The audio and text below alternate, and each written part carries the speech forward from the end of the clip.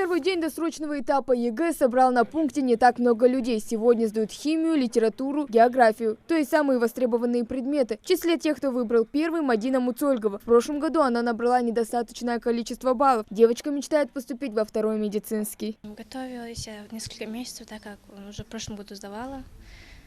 Смотрела также на разных сайтах, смотрела онлайн-уроки, также ходила к репетитору. В прошлом году было сложно, так как это было в первый раз, и нервничала там. В этом году мне кажется, что будет все нормально, все хорошо пройдет. Правила сдачи во время досрочного этапа не отличаются от основного. Все посторонние предметы перед входом в зону проведения экзамена оставляют на месте. Далее уже бывших школьников сканируют через металлоискатель. Ничего не звенит, значит можно заходить в свою аудиторию с паспортом и ручкой. Заявлено на 40 участников. Из них 38 химии сдают, 1 географию, 1 литературу. Пункт подготовлен для проведения экзаменов. Обстановка доброжелательная. Ждем участников, тихонько участники подходят. Я надеюсь, что у нас экзамен пройдет на хорошем уровне. Всего для участников ЕГЭ подготовлено 8 аудиторий, больше половины из которых отведено на химию. В досрочный период экзаменуются только те, кто либо пропустил по уважительной причине, либо те, кто провалил экзамен в прошлом году. Вот и Магомед Патиев этот год посвятил тщательной подготовке и уже расписал планы на будущее. Готовились мы, конечно, усердно, чтобы повторно не приходить сюда, а уже поступить и окончить университет, поступить. После этого, если получится, выйти на работу и так далее. Как относишься к тем, кто использует шпаргалки или проносит гаджеты?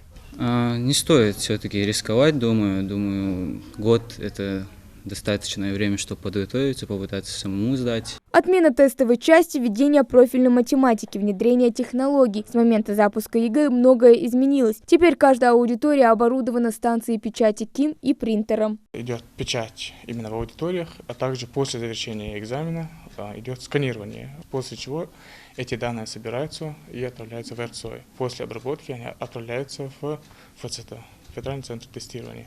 Хотелось бы узнать, в чем плюсы такой системы.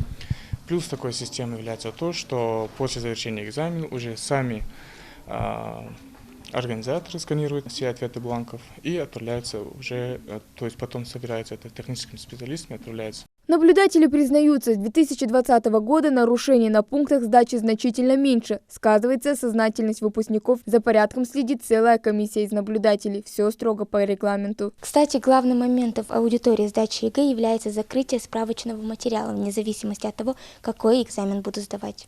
Пришли поддержать сдающих и родители. Для них сегодня важный день. Волнуются они не меньше.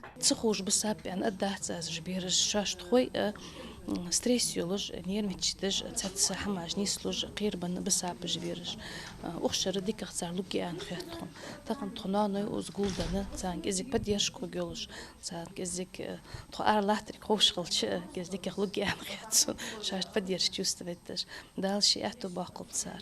В этом году ЕГЭ традиционно пройдет в 3 этапа. Досрочный с 18 марта по 15 апреля, основной с 26 мая по 2 июля и дополнительный с 5 по 20 сентября. Хава Гагиева, Магомед Дидигов, Новости 24.